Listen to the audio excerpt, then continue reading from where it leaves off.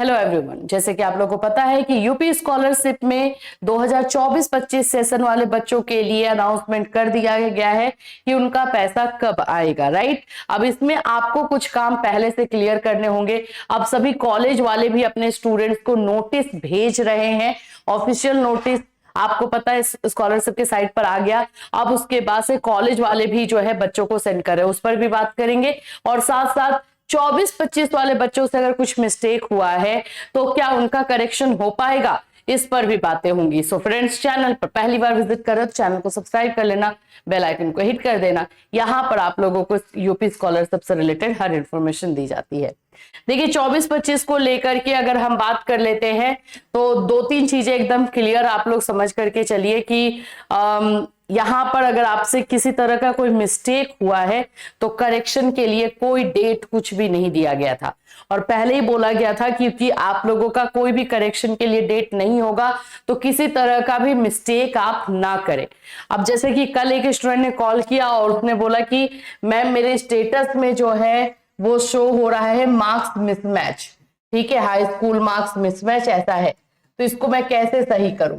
तो देखो ऐसा रूल ही नहीं है कि 24-25 में अगर 24-25 सेशन वाले बच्चों का अगर कहीं से कुछ मिस्टेक है तो उसका करेक्शन करवाया जा सकता है, क्योंकि कोई नियम ही नहीं आया है। वो बच्चा कॉलेज भी गया, कॉलेज वाले भी यही बोल रहे हैं कि हम कैसे कर दे, ऐसा कुछ भी पोर्टल या कुछ भी ऐसा ओपन ही नहीं है तो हम कैसे कर सकते हैं। तो अब इसके लिए आप लोग पूछ रहे हो कि हम क्या करें। देखो एक्चुअली में सही मैं आपको इन्फॉर्मेशन दूं तो इसके लिए जिनका भी कोई मिस्टेक हुआ है उनके लिए कोई करेक्शन के लिए कुछ भी पोर्टल ओपन नहीं है, कुछ भी डेट नहीं दिया गया, ऑफिशियली अनाउंसमेंट कुछ भी नहीं किया गया करेक्शन को लेकर के। हाँ, एक काम कर सकते हो कि आप समाज कल्याण विभाग में अपने जो सामने आपका समाज कल्याण विभाग है वो जाकर के अपना पता कर सकते हो, वहां पर जाकर के पता कर सकते हो कि आपका सही भी हो पाएगा कि नहीं। लेकिन इसमें भी चांसेस कम ही है, पहले ही हम आपको बता दे रहे हैं, इसमें भी आपका चांस कम है।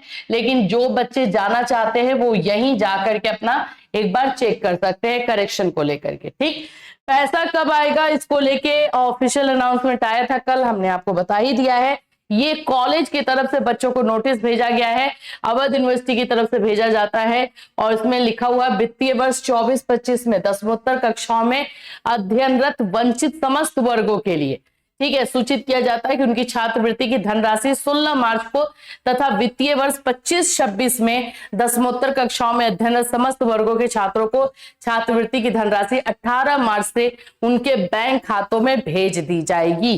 ठीक है, ये कल मैंने आपको ये इंफॉर्मेशन दी भी थी, अब कॉलेज वालों ने भी बच्चों को देना स्टार्ट किया है। 24-25 वाले को 16 मार्च है और 25-26 वाले के लिए 18 मार्च है। आपको क्या करना है, देखो टाइम है आपके पास, और आज ये वीडियो अगर कोई देख रहा है और उससे ये अगर मिस्टेक हो चुका है ना तो उसको करेक्ट कर लो।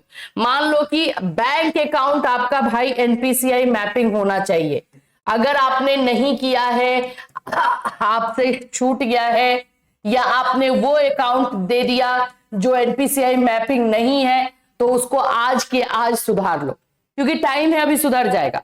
अभी जैसे कि मैं बताऊं कि मान लो कि मैं स्कॉलरशिप का फॉर्म भर रही हूं, मेरे पास 2 बैंक अकाउंट है, एक मान लेते हैं कि एचडीएफसी का है, एक मान लेते हैं कि बीओआई का है, बैंक ऑफ इंडिया का है, और एक एसबीआई का है, ठीक है, और मेरा एनपीसीआई मैपिंग एसबीआई में है, लेकिन फॉर्म भरते समय मैंने बीओआई का जो है डाल दिया है, बीओआई का अकाउंट नंबर डाल दिया। अब क्या होगा, अगर मैं उसको नहीं सुधारूंगी तो मेरा 18 मार्च से या 16 मार्च से जो पैसा आने वाला है वो फेल हो जाएगा, नहीं आ पाएगा। तो आज मुझे अगर ये पता चल रहा है तो मैं क्या करूंगी, मैं अपने बैंक में जाऊंगी और वहां पे उनको बोलूंगी, कौन से बैंक में, बीओआई वाले बैंक में, बीओआई वाले बैंक में जाऊंगी और मैं बोलूंगी कि इसको मुझे एनपीसीआई मैपिंग करना है। तो वो बोलेंगे कि आपका तो एसबीआई में ऑलरेडी है तो उसको हटाइए और इसको कीजिए। तो इसके लिए आप रिक्वेस्ट डाल दोगे कि बीओआई वाले अकाउंट को ही मुझे एनपीसीआई मैपिंग करना है, आधार से एडिट करना है। 10 दिन 15 दिन में आराम से हो जाता है, टाइम आपके पास अभी है ही 18-20 दिन, 20-25-20 दिन तक आपके पास टाइम है, तो इजीली ये काम आपका सॉल्व हो जाएगा। तो आज कोई ये वीडियो देख रहा है तो एक बार एटलीस्ट आप लोग चेक कर लो कि आपने जो बैंक अकाउंट दिया है वो एनपीसीआई मैपिंग है कि नहीं। और अगर नहीं है तो उसको एनपीसीआई मैपिंग के लिए आप जो है अप्लाई कर दीजिए। यही चीज जो है इस नोटिस में भी बार बार बोला जा रहा है। सभी छात्र छात्राएं अपना बैंक खाता एवं आधार लिंक स्थिति अवश्य जांच ले। देखो कॉलेज भी अपने लेवल से, यूनिवर्सिटी भी अपने लेवल से भाई इंफॉर्मेशन देता है। अब आप लास्ट मोमेंट में इसको देखोगे, सुनोगे और बोलोगे अब क्या कर सकते हैं, तो भाई कुछ भी नहीं कर सकते हो। पहले ये वीडियो क्यों बनाया जा रहा है, थोड़ी ना फालतू में बैठे हुए हम लोग की ये वीडियो दे रहे, ताकि इस वीडियो को देखने वाला एक भी बच्चा, दो भी बच्चा अगर इसको देख करके अपनी गलती को सुधार लेता है और फिर उसको स्कॉलरशिप मिल जाता है तो सक्सेसफुल है। इस वीडियो को बनाने का जो मकसद है पूरी तरीके से क्लियर और सक्सेसफुल हो जाता है ना।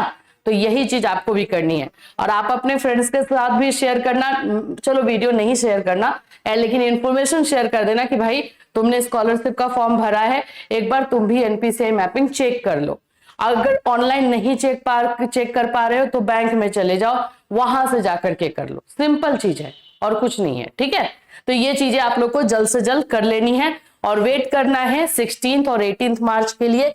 बीच में अगर कोई भी और इन्फॉर्मेशन आएगी तो डेफिनेटली आप लोग भी जानते हो कि हम लोग इन्फॉर्मेशन देते रहते हैं, कोई और इन्फॉर्मेशन भी आप लोग को इसी चैनल के माध्यम से दी जाएगी। अगर जो भी 24-25 वाले बच्चों का करेक्शन के लिए आ रहा है, कोई भी इन्फॉर्मेशन आप लोग को मिलती है तो हमारे साथ आप शेयर कर सकते हो।